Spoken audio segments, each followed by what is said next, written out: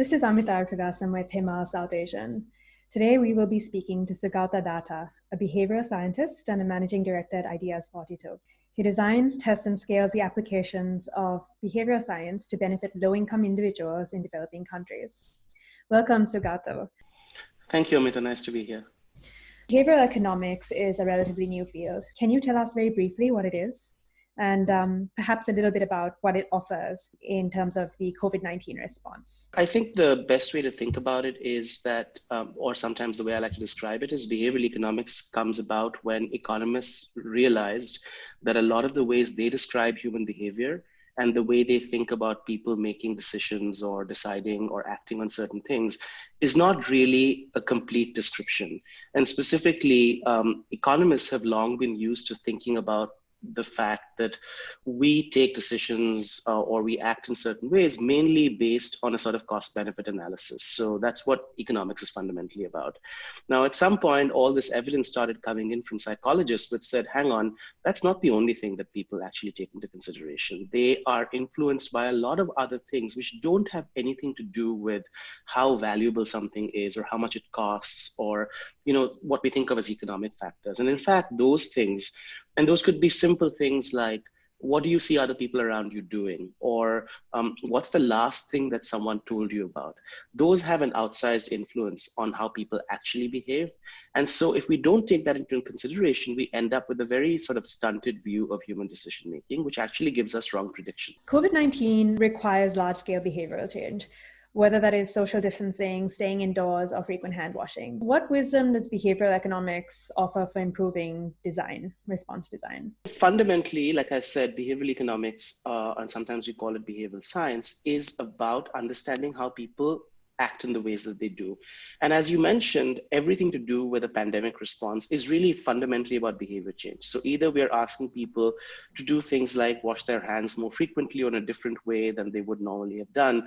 We're asking people to really disrupt their patterns of daily living. So things that you are very used to doing, whatever your circumstances may be, will now have to change. There are some broad lessons that behavioral economics gives us about how to make these kinds of behavior change happen more easily. So there's sort of a large literature about things like habit formations. We're really trying to disrupt habits here. For instance, you would have seen some of those videos that try to link hand washing length to popular songs.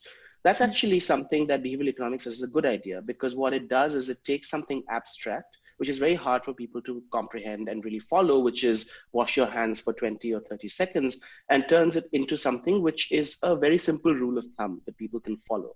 So these are some kinds of ideas that come out of this field, which if you, again, to take a step back, if you didn't think in this way, you might think, okay, what we really need to do is tell people hand washing is really important. And hand washing is going to save your life. And hand washing is something that you should do in this particular way. That's fine. That's important because people need to understand that it is something that they need to do. But that doesn't usually translate into people actually doing that. And to make that happen, behavioral economics says that you might be able to leverage certain other aspects of people's psychology, like I mentioned the rules of thumb, so turning it into a song, or you might be able to more effectively show them that other people are like them, for instance, are doing what they're doing. And what are the dangers or limitations of applying behavioral insights outside the geographical areas where they are researched and tested? We can't take things that have been developed in a completely different context and just sort of transport them to a new one. So, behavioral economics as a field, and even the psychology studies that underlie it, they were mostly done not only in the developed world, but on a very specific subpopulation of the developed world. Most of these were experiments done on college students on campuses in the US and Europe. Now, that's not a representative population. Some of the biases that they may be subject to may not either be the same or may not work in the same ways when you take them to a new setting. And so a lot of work now is really about maybe in some ways retesting those biases and saying, do they apply in the same way? I mean, the good news is that there is a fundamental basis which does seem to apply across different settings, but it's important to remember that how it applies is going to vary quite drastically. So even this idea that I just mentioned, which is the idea that we respond to cues in our public environment about what other people are doing. That's a fairly consistent finding in the literature, but how it applies may be quite different. There are all these studies, for instance, where you find that telling people that other people have done something, for instance, paid their taxes, leads more people to pay their taxes. Now, these were mostly done in places where tax payment rates were very high. And so the social norm already was around paying taxes. Now, when you take this to a setting where perhaps people don't trust the government, or they're a bit worried that the tax money might be misappropriated, you can't just take that inside and apply it wholesale. And so I think that applies to COVID-19 responses as well. I talked about hand washing. Clearly, hand washing is important, but you can't have the same kind of hand washing campaign for people who don't have running water or who don't have access to soap or face other structural barriers. So you've got to think about that context specifically and see what can happen. And actually, maybe one example I think drives it home, and it's not to do with the current crisis, but it's to do with a series of studies about how to get people to chlorinate their drinking water. And the original studies were done, I think, in East Africa. I could be getting this wrong, but they were very successful because they installed this little chlorine dispenser at the well. And so when you filled your bucket of water, you pressed it once, you got some chlorine in the bucket, and you took it home. Now, remember, the basic idea is that this is something very beneficial for you, like it cleans your water, but people still forget to do it, right? Like even if they have chlorine tablets at home, they may not use them. And this kind of removed some of those barriers and made it easy. But then they tried to test the same intervention in the slums of Dhaka in Bangladesh. And it was a total failure, and people did not use it. And they were trying to understand why. And then they realized that in Dhaka, instead of everyone coming with essentially a bucket or some large thing to fill water in, the hand pumps were very close to the houses. So sometimes you would just come with a glass of water to fill water to drink. And obviously the same amount of chlorine was going to make that water completely undrinkable, right? Because it was no longer adapted to the context in which this is being done. So even the basic insight is the same, that you've got to make it easy for people, you've got to remove hassles, but how you do it is going to be quite different in different contexts. And I think that applies just as well to COVID-19. So it applies to hand washing, it applies to social distancing, or physical distancing, as I think we, in some sense would prefer to call it, because you cannot have the same rules of thumb. You cannot have the same modalities for doing this in different kinds of settings. And you've got to think very carefully about that. We've talked about the difficulties of applying insights from one country to another. But is there anything that is similar about low-income communities and the kinds of resource constraints that they face that might lend itself to designing policy in a particular way? I think there is, and I think the sort of key insight from the literature is this idea of scarcity that you mentioned, which is that we think, of course, of economic scarcity, but economic scarcity also goes with sort of essentially cognitive scarcity, because the simplest way to think about it is if you have very few financial or monetary resources, you're having to manage many more complex things with a very limited amount at your disposal. And that actually makes every decision and everything that you have to do much more complicated. And so one thing that comes out of that is that if we do indeed want to design policies that are helpful for low-income people, we have to make them as simple as possible. We have to avoid creating all of these sort of hoops that people have to jump through in order to, for instance, access benefits. We also have to do it in a way which sort of tries to minimize additional uncertainty that people might feel at a time like this. So if you're trying to design policies for low-income people, you would veer towards the side of making them universal, making them easy, so that people don't have to, in addition to having to figure out what to do at this time where they may be out of work and their income may have stopped, you don't also want them to have to essentially kind of, cobble together a whole bunch of documentation, for instance, to prove that they're eligible for something. Because if you do that, what's going to happen, and this is actually across the world, you see this, you end up leaving out the most vulnerable people, because they are in fact the people who do not have these things. They are in fact the people who have a harder time putting all of this together, right? So they're simply not going to go. And I think that applies also to things like access to healthcare. You want to remove some of these additional hassles to the extent possible, because by having them in place, what you're going to end up with is an even more unequal response to what is already something that is playing out in terms of, along axes of inequality that already exists. So we know that when you ask people to stay home and not go to work, that's a very different proposition for somebody with like a stable job, which is going to keep paying him or her, from somebody who is on, let's say, daily wages, right? And so you've got to take that into account. And so, for instance, you've got to realize and you've got to actively plan to supplement the income or make up some of the lost income of some of these people. So we've been really thinking about the fact that some form of close to universal cash transfers, even if in small amounts, would be, I mean, it's too late to institute that obviously once this crisis is hit, but for these kinds of situations, that would be incredibly helpful, because that's something which sort of everyone gets, and it's something which you don't have to sort of maybe prove additional eligibility for. It's something you can ramp up quickly. You can also ramp down when you don't need it, but having those systems in place would be incredibly useful, because otherwise you are going to further, sort of disadvantage those who are already disadvantaged in this current situation. And this, I must say, by the way, applies also to policies in the developed world. So in the developed world also, they have to think about the fact that there are a lot of poor people who they actually, in fact, do typically ask to do all kinds of things to prove that they're eligible. So if you look at the US right now, they have this big problem with unemployment insurance. It's available, but to get it, you have to do all sorts of things which people are not being able to do, and which require them to use resources they may not have, even if it's just having like a stable internet connection to stay on and submit an application, which takes hours, right? So if you can remove that step, you actually improve access in a way that you can't do otherwise. What does behavioral science tell us about the most effective ways for governments to provide financial support to low-income communities, whether that's cash or in-kind support, broad or targeted support? Tell us a little bit about what works in developing countries from what you've seen.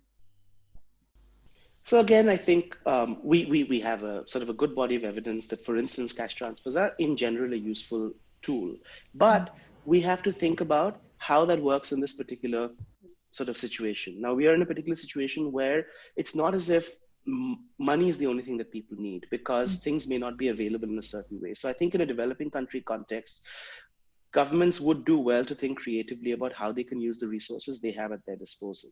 So how should we, for instance, combine cash assistance and in-kind assistance? What are the easy ways of actually getting things to people in a way that will be useful for them during this crisis? And I don't think actually enough has been done on that.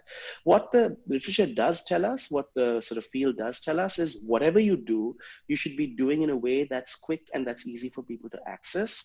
And if possible, especially when giving cash or other kinds of assistance, you should try and sort of provide some very simple assistance for people to figure out how they should use this money. Because, for instance, the government may give you a cash transfer.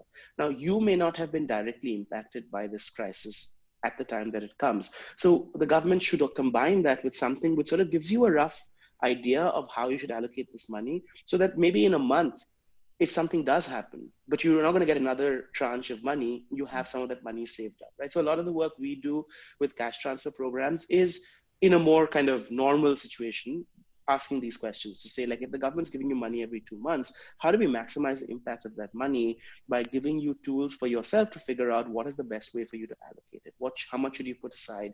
How much should you spend on immediate needs, and so on? Now, all of these things have become much more complicated in this situation because some of your options are not available to you. You may not be in a place where you know how to access things. But I think the broader lesson, as I mentioned earlier, is that we should be thinking about in-kind assistance as well. And I was quite struck by something that, for instance, I hadn't even thought about, which is that when you have people who are, workers who are working in a different part of the country, for instance, away from their families, for some of these people, they don't even have a place where they can cook regularly, right? So even in-kind assistance has to be done in a way. If you want them to stay there, then they have to provide them actually with actual meals that they can eat, right? It's not enough to give them money because there's nothing to buy, right? They can't go out. It's not enough to just give them like raw food, because what are they going to do with that? And so these specificities of people's situations have to be taken into account if we want these policies to actually have the effect that they would have. Otherwise, as you've seen, for instance, with India's lockdown, is that if we don't take the behavioral response into account, we get the natural behavioral response, which could in fact exacerbate the problem or could certainly render whatever it is that you're trying to do, much less effective than Let's it would have let, been. let's talk about India. So you mentioned the need for quick policy response, and we saw in India on the 25th of March, Modi announced a 21-day nationwide lockdown with just hours of notice. He left tens of thousands of urban migrant workers no choice but to walk hundreds of kilometers back home. If he took behavioral science and the insights from this field into his policy response, would he have done things as he did? There are just sort of fundamental ways in which the way the lockdown policy was handled in India, which were, I would say, sort of very unmindful of what we know from behavioral science. So for instance, when you give people just 4 days notice and you don't make it clear, 4 hours notice, 4 sorry, hours, and yeah. 4 hours notice, you don't make it clear what will and will not stay open, you shouldn't be surprised by the panic buying and the people queuing up to go to grocery stores, because that is a natural response. And so one of the fundamental things about any policy response like this is like you have to be very clear and you have to think through what the responses are going to be and do it in a graduated way so that people are able to adapt. Right. So that I think was not done clearly in this case. I mean, the migrant worker situation is again something that it's completely foreseeable, right? If you're going to leave people without income, and these are people who do not have stable, kind of flows of money, they're not in their permanent places of residence, we know what's going to happen. And so either you have to supplement any measure like a lockdown with very, very active ways to ensure that these people have whatever they need to be able to stay in place. Or you have to do it in a graduated way and you have to allow them the possibility of making their way back to wherever they are without excessive hardship. Now, in this particular case, my rough understanding is that you did not, in fact, want the 100 million or so workers who work away from their hometowns to travel back, because there's a possibility that they were already infected and then you would spread the infection further in the hinterland. So if you want to avoid that, then you have to realize that they don't have any other option, and so you've got to give them what they need to enable them to stay in place. And I do believe that at the subnational level, there has been some attempt to do this. So I think some of the states in India, for instance, did step in and try to provide migrants from other states who worked in their state with the essentials that they needed, and so on. And I think you've got to, it's a very subtle sort of situation, because, for instance, it's not just about food and so on. Like, people are naturally going to feel scared, isolated, cut off. So things like, are they able to call their families? Many of them have mobile phones, but may not have any way to top up. Is there something that you can do around that? These are very sort of small measures that, if done as part of a kind of a comprehensively thought out package, I think could have had a much better chance. More broadly, I would say that there seems to be this idea that sudden announcements or, sort of shock therapy, as it were, is a good way to enact policy. And I think what behavioral science tells us is that that's very rarely the case, because sudden announcements and things that are done without adequate warning or without adequate, and it seems that adequate thought to what all the kind of ripple effects might be, actually cause a whole lot of behavioral responses that that actually undermine whatever your stated policy objectives might be. If you know the context well, you actually can come up with some ways that are more behaviorally informed. Like, you can think about what are the networks of these migrant workers, what are the networks of, for instance, street vendors who may not be able to operate in their normal way, but can we leverage them in some way to supply things that these guys need to them, and stuff like that, which I think wasn't done, and I think has to be actually done. You've actually got to let that be done at the local level. I don't think a national government can mandate all of these finer details. The national government can set the agenda, but it has to consult much more with local and state governments about what's the situation in your state or your city and how do we manage that. And I think that wasn't done sufficiently, or certainly not done in a coordinated way, which I think is unfortunate. We recently received a letter from someone writing from Pakistan who wrote about the psychological difficulties, anxiety, and stress of not being able to fulfill a religious duty in a time of crisis. Talk a little bit about how crisis and religiosity interact, and how religious institutions and other community leaders can actually leverage their trust networks among communities to promote public health initiatives. You have to move early. You have to talk to religious leaders to actually explain to them why in this particular situation, gatherings are the thing that's dangerous. So it's not that it's a religious gathering which is dangerous. Any gathering is dangerous. A religious gathering is an example of that. Get them on board and get them to be the people who are telling people what they could be doing. And I do think we've seen some examples where, for instance, I think, in fact, from Pakistan, perhaps, where, there was a coordinated attempt to tell people that, it's okay to do your namaz at home on Fridays. Like, that's actually encouraged actively right now. And they changed the announcement that was coming during the Adhan to say, instead of coming to the mosque, pray at home. Because people do need that kind of reassurance and leadership. And I think we've actually seen in the past that religious leaders can play a very important positive role in promoting public health initiatives. So during the polio campaign in India, which eventually succeeded more or less in wiping out polio, they really leveraged religious leaders, leading by example, for instance, showing their own children being administered polio drops or their grandchildren, to dispel any lingering fears that people might have about the efficacy of the vaccine and so on. And so similar things could be done in this situation. So it goes back to that behavioral insight about we respond to what we think people like us are doing. And, like us can be defined in a lot of different ways. And one of those is, people who share a religion or a faith or follow certain practices. So we need that leadership to sort of essentially tell people that this is okay, and that they are, that it's fine to do this. They should not feel bad about not doing things that they would normally do. And then perhaps think about ways in which other aspects of their religious lives, which are probably quite important to them at this time, can be maintained while respecting whatever need there is for people to change their behavior in other ways. I think in a funny way, people put, religious activities in a very different bucket than other activities, but really these are all like human social interactions of one form or the other. And in the same principles apply, but we have got to think about their sort of significance to people may be different. And I haven't seen enough of like people, the governments reaching out to religious leadership to say, instead of coming from the government, if the message comes from them, it might actually be more powerful, for a lot of people. And there needs to be more of that. And I imagine it's not just religious leaders, it's also, let's say, members of the opposition that need to be called upon to leverage their trust networks, individuals who, especially in divided countries where there are a lot of political rifts, for example. Absolutely. And one of the things that pops up over and over again is in any kind of messaging or communications, it's the sort of perceived identity of the messenger is very important.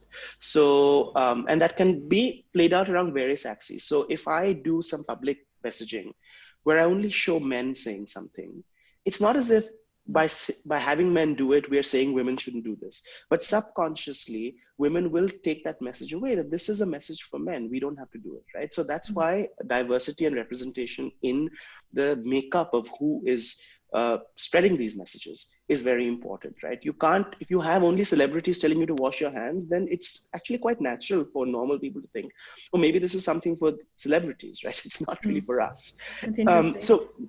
So you've got to do a mixture of things. At the same time, people are very kind of responsive to what celebrities tell them. So you shouldn't not have that either, you see? So it's a sort of thinking creatively about how to use these levers. How do you leverage the fact that people may be responsive to certain kinds of authority? So as you said, religious authority may be one, but political authority is another. Local leadership of various kinds. We've got to find ways that messaging does not seem like it's coming from people who are not like us.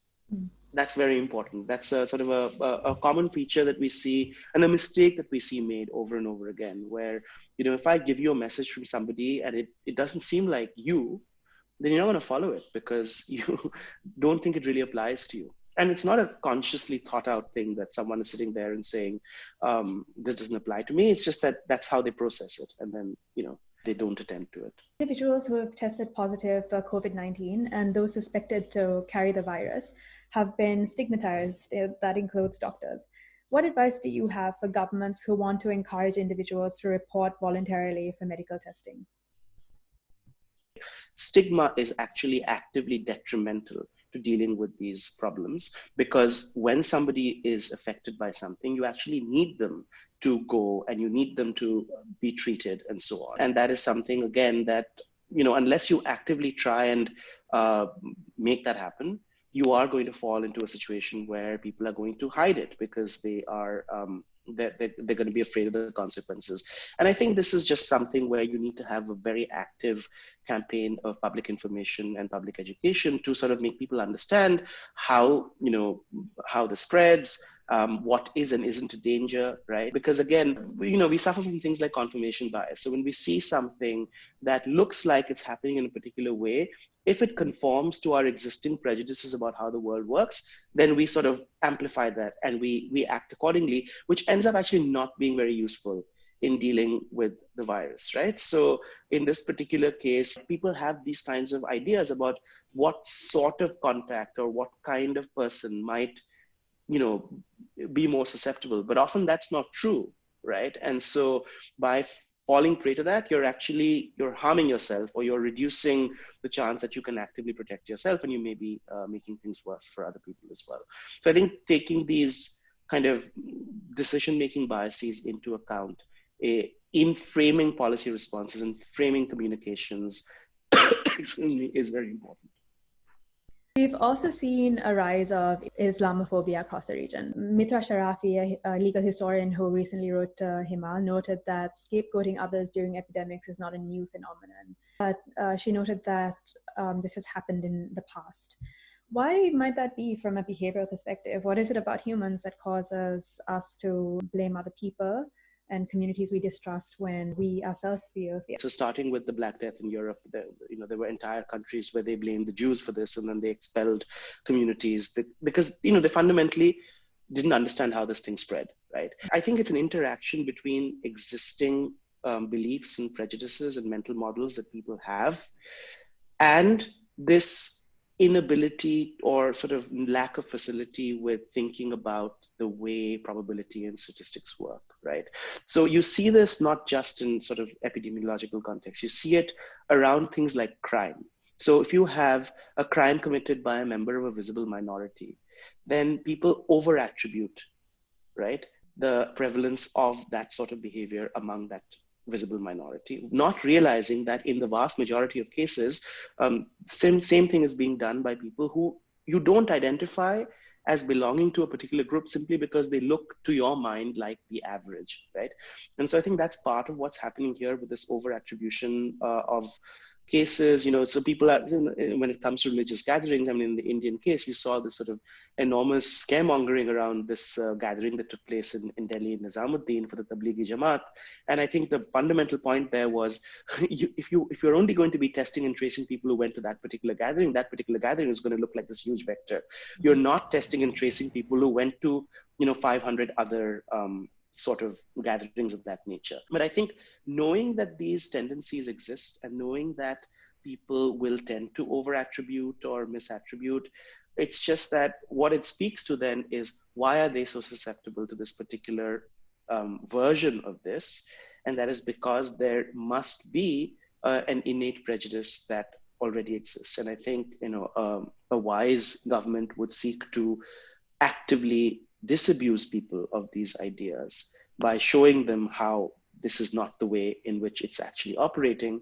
But wisdom isn't necessarily what we always associate with our governments. So these are existing fault lines in society. That, combined with the way people think about all of these things, is giving rise to an upsurge in this sort of like demonization of particular minorities or particular groups, and it's very unfortunate. And it will in fact reduce the efficacy of any other messaging. So I just talked earlier about how messaging needs to feel like it comes from someone like you. So if you're a religious minority which is being kind of portrayed in this negative way, why would you be receptive to government messaging around safe practices, right? You're going to think that it doesn't apply to you. And so it's going to just make matters worse. Mm-hmm.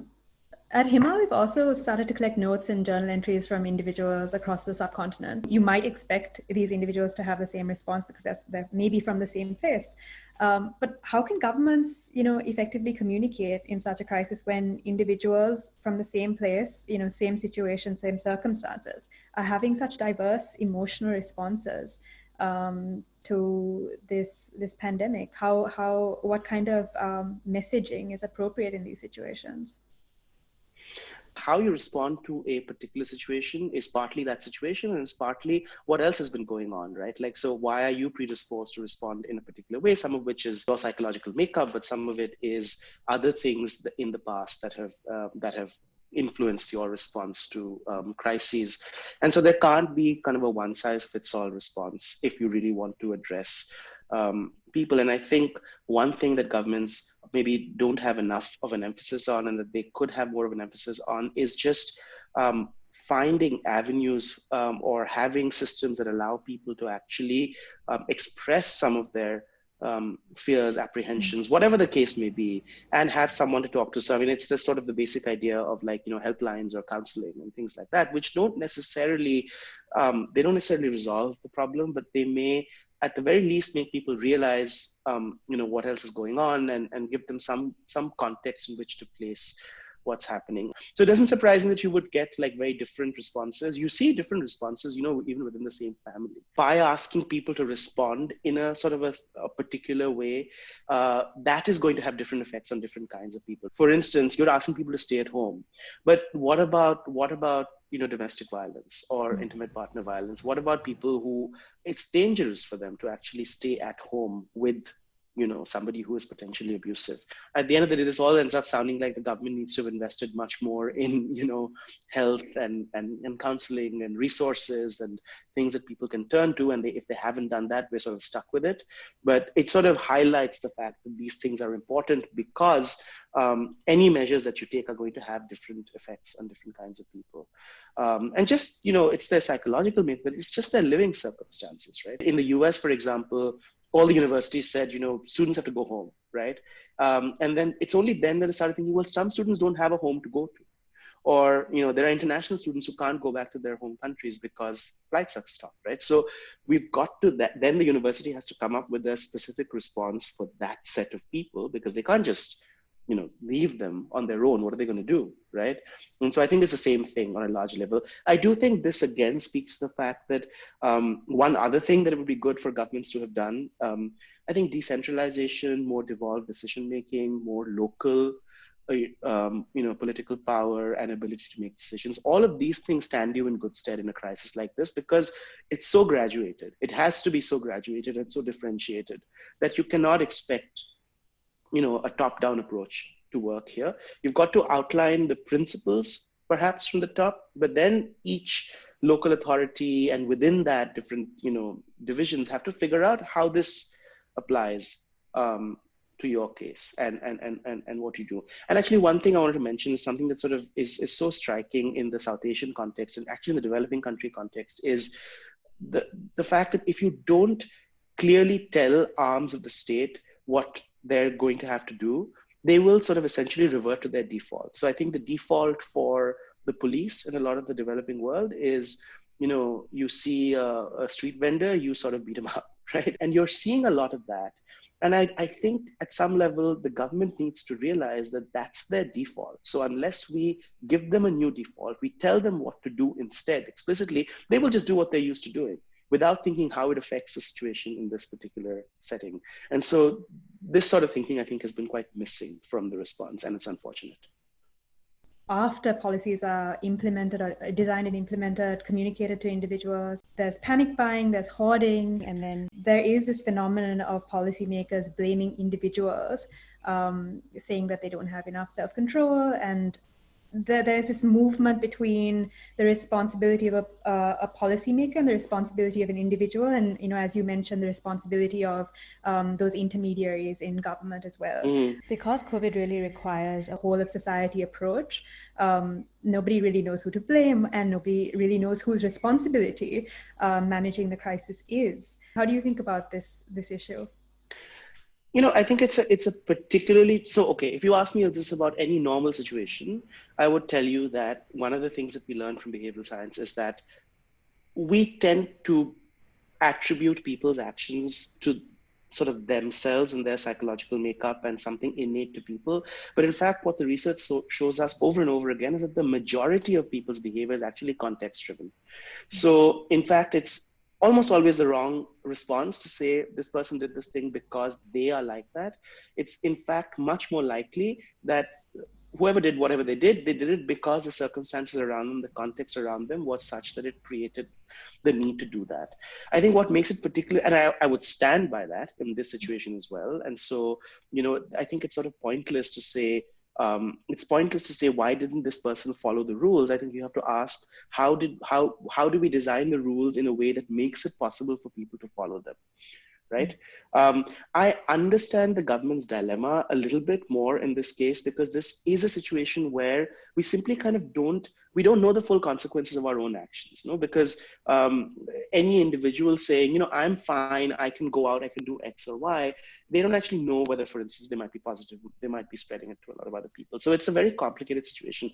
Having said that, I think for the most part, blaming individuals for not following things or not doing certain things sort of misses the point, because I think no one is really, or I think a vanishingly small fraction of people are doing this because they sort of, they just don't want to listen to anyone, or they want to go out and flout the rules. They're doing it out of necessity. And I think, again, go back to the migrant workers, like people blamed them, right? They said, why can't they just stay where they are? And I think that's not the right question. The right question is, how have we not made it possible for them to actually stay where they are? And that's something we have to acknowledge. And once we acknowledge that, we're basically saying, how dare they want to survive? Which is not a valid question to be asking, right? And so I think you'll see this in a lot of situations where people say, well, people are not following certain rules, or they're going out when they're not supposed to be going out, or X or Y. But then we've got to ask, what compels them to do that? And can we change that? Can we change the environment or the context around people? And can we design policies and rules in a way that takes this into account? I mean, that's the fundamental thing I think that all of these fields tell us, is that policy cannot be designed in a vacuum, right? It cannot be designed without reference to people's, experience. And so I always go back to the example of, it's great we're telling people to wash their hands, but we've got to acknowledge that, there's like some large percentage of people in the world who don't have running water, who don't have clean water to wash their hands, who don't have soap, right? So like, this is pointless advice. What are we doing to give them that, or to enable them to have that? And for any of these kinds of crises, the more equipped we are in terms of the infrastructure of a public response, a safety net for people, ways of distributing things in cash and kind that can be ramped up, they help, right? So today it's COVID-19, tomorrow it might be a massive recession of some sort, it might be some other health issue, it could be a natural calamity. If you have systems and you have a way, then you can sort of ramp up and ramp down as you need to. But you've got to invest in that capacity. If not, you will just be stuck with, scrambling to do what you can. I'm sure our audiences will glean a lot from what you've said. And thank you for joining us today. Thanks very much. It was a pleasure.